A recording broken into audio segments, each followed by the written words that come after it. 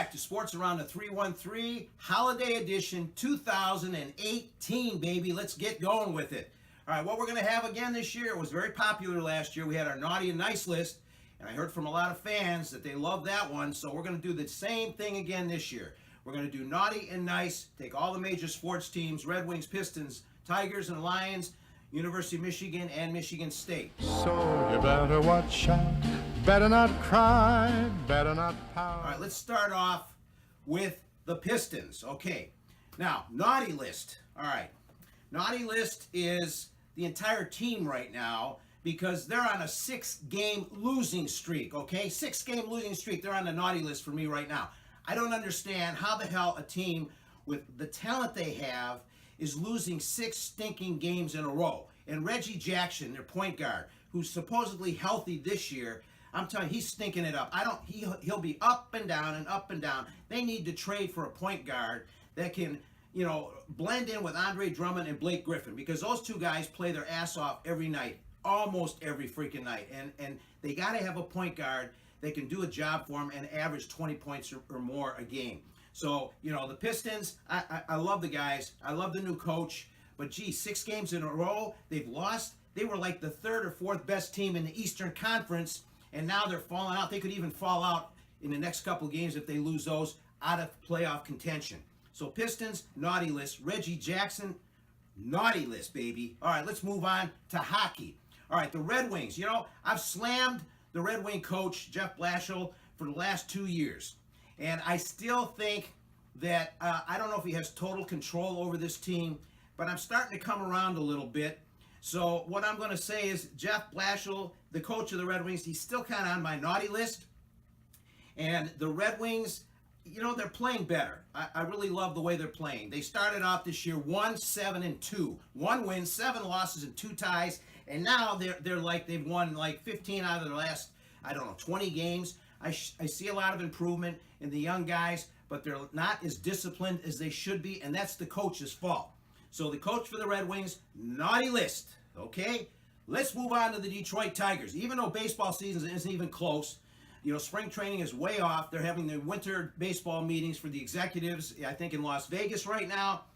Al Avila, general manager of the Tigers. I've said this before, and I'll say it again. He's on my damn naughty list because he blew up the team last year. He's made some signings on free agents that have really sucked. I mean, these guys didn't pan out at all. And you'd think he'd be doing his homework a little bit better if he's the damn general manager and he's got guys working for him that are out there scouting these players. So Al Avila, general manager of the Tigers, naughty freaking list. Now, the Tiger team as a whole, again, last year I talked to you about this. Ron Gardenhire, they just hired him as a coach last year. He was on my nice list. I like the guy. He's going to stay on that list. Tigers, I think they have some good talent. Let's hope that they can continue going and doing a good job. But Al Avila, out the freaking door, dude. Listen, all right, let's move on to my favorite freaking team. Okay, at Christmas time, it's a time of joy and love. But for this team, I got nothing but hate. And freaking, it gives me ulcers every time I watch a Detroit Lions game. These guys are bums. You know what? Naughty, naughty, naughty list for those guys. Everybody on that damn team. Every time I turn around, all the free agents they sign, they're getting injured. Ooh, I got a hangnail. I can't play this Sunday. Oh, boy. I got a headache. I can't play. What happened to good old-time football? When the Lions had guys like Joe Schmidt and Alex Karras and those guys, they played injured. Broken arm, they'd be out there with a cast on it. These guys today are making 5 times as much money, millions of dollars, and every time they get a goddamn hangnail or a headache or whatever, they get kicked in the shin. Oh, I can't play. Oh, boy, oh, boy. Yeah, okay, well, guess what? You made my naughty list. And the coach, okay, look, I was all for Matt Patricia, the hiring of this coach. He came from New England. I don't know if he's in over his head or not. So I'm not going to totally put him on my naughty list. This is his first year as a coach, but the Lions are sucking right now. Last 2 years, they were 9-7, 9-7. Right now, they're lucky if they make 6-10. That's 6 wins and 10 losses. And you know what? In the beginning of this year, I predicted them to be 10-6. Maybe I should be on the naughty list because I screwed that up royal, didn't I?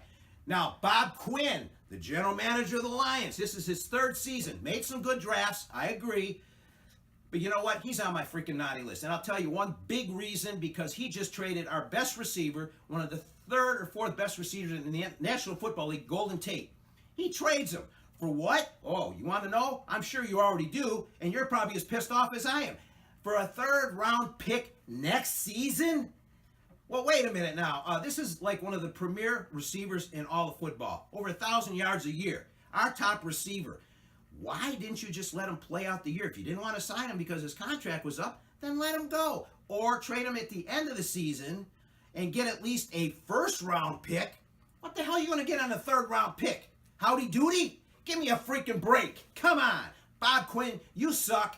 Get rid. I think, okay, my naughty list, Bob Quinn, but here, let me take a step up the ladder in the Lions organization to Mrs. Ford, who runs the organization. She runs Ford Motor Company. She owns Ford Motor Company. She owns the Lions. Her husband has owned the Lions for freaking longer than I've even been on this earth. Mrs. Ford, with all due respect to you and your station in life, fire Bob Quinn and bring in a general manager that knows what the hell they're doing. Because right now, Mrs. Ford, and again, with all due respect to you, you're on my freaking naughty list too, and I'll never buy a Ford product again. All right, now, that's the major sports here. Now we're talking about college. Let's jump over to Michigan, University of Michigan. University of Michigan basketball team, they're way up there, baby. Okay, we're talking about nice list now. Nice list. Forget the naughty list. We've already covered that. And I'm going to lose my voice in a minute if I keep going naughty, naughty, naughty. Nice list. University of Michigan basketball team. They got those guys. Those kids are playing their ass off. They started off ranked 17th in the country this year. Now they're down to 5th or 4th. They've already eliminated, or they've already beaten some of the 3 top teams in college basketball. And they're doing so well. I got a feeling they're going to be in the Final Four this year. And who knows? They could definitely, I could see them winning the entire NCAA basketball tournament this year as well. So they are definitely on my nice list. University of Michigan football. Jim Harbaugh's team. I love that team this year. They did so well. They won like 10 in a row. I don't know what happened when they got to Ohio State. I have no idea. They got their butts beat so bad, but I'm not going to put them on a naughty list for that and penalize them for one game, which was obviously a very important game. But I think they've come a long way, and I'm going to keep them up there on the nice list. Michigan State basketball, again, nice list. Tom Izzo's got those kids playing again. And their football team, you know what? They had a pretty decent year. They were up and down, but I'm still going to keep them on the nice list. You have to excuse me. I got my Christmas cold coming on, so you'll have to bear with me here a little bit. So, you know, some of the other nice lists that I've talked about, the owner of Pistons, Tom Gores, I know he's trying. He wants to put out a good product. Tom Gores is on my nice list, I think. The owner of the Tigers and the Red Wings, Chris, which is Mike's son. Mike passed away, as we all know, over a year ago. Chris is running the Tigers and the Red Wings as well. And, you know, I'll put him on my nice list. He's learning. He's learning. He's learned a lot from his dad. I think he does have some decisions to make down the road in the next year about those two teams as far as what direction they want to go, but I'm going to put him on my nice list as well. I am going to also add to my nice list my daughter, who is the producer, director, and everything for our show here. She's done another great job for 2018, and I want to put her on my nice list. She's done a great job. I want to thank her very much. Now, let me just slide to the left a little bit. We've got a special thing happening here today for this episode, for our holiday episode. I am going to introduce to you in a second a special guest. The special guest happens to be my oldest son, who is kind of a sports junkie in his own right. I don't know if he knows as much as I do, but he knows a hell of a lot, okay? So I'm going to bring on my son. Now, before I do, you know, you all know me as Triple G. So when my son agreed to come on the show, because I kind of had to talk him into it a little bit, he said, well, Dad, can I be a double A? I looked at him, I said, double A? I said, well, if you want to be double A, and I'm Triple G, let's do it and have a good time. So I'm going to bring on my son, Double A, right here today for this episode. And I want to congratulate you for coming on, and I appreciate you agreeing to this as well. So what we're going to talk about here is my son, who has been watching me watch sports in the 3-1-3 since he's been this high, okay? And I don't know if he understood it at that height, but when he got a little taller, he certainly understood it. So I'm going to throw it over to my son.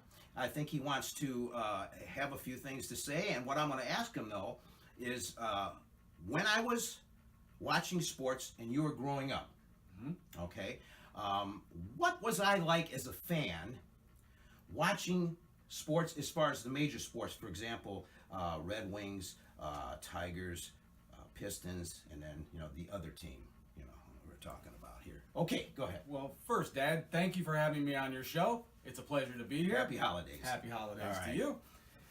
Growing up, watching Triple G watch sports, I learned that you can have passion for a team and still hold a lot of anger towards them, but in the end, you are a true fan if you stick with your team.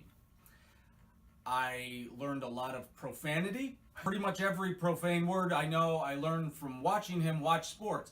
Now, they all weren't negative, because a lot of our sports teams over the years have won championships and had great seasons in their own right. And because of that, I learned happy profanity. And so it wasn't all negative. It was learning how to watch sports, especially in Detroit. And for instance, when the Tigers won in '84, it was fantastic. It was brilliant. Jubilant? What? Jubilant? Jubilant. It was jubilant.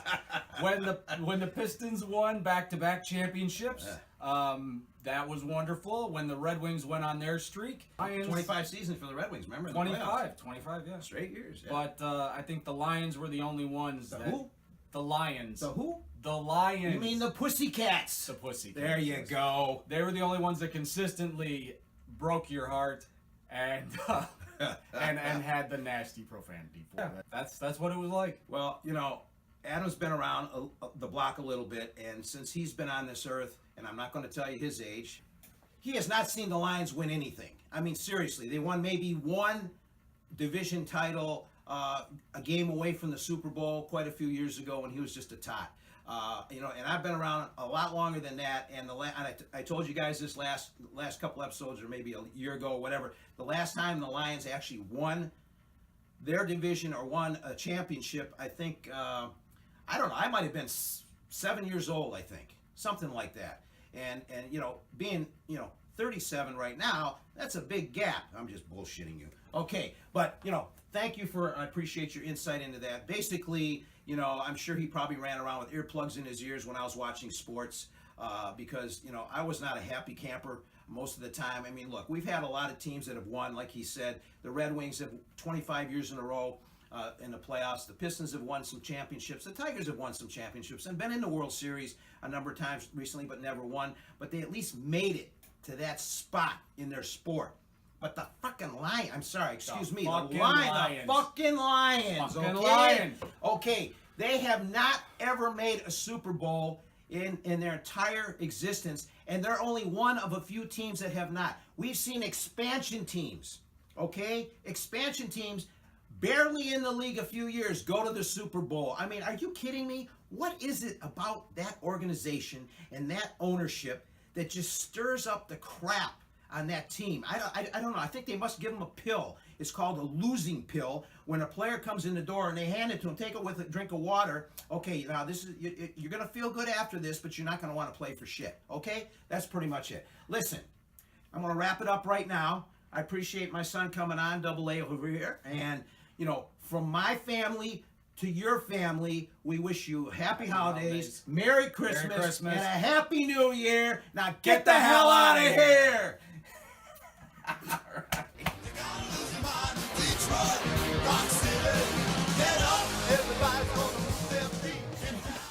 And sports, and then sports. Sports, and then sports. Now, get the hell out of here.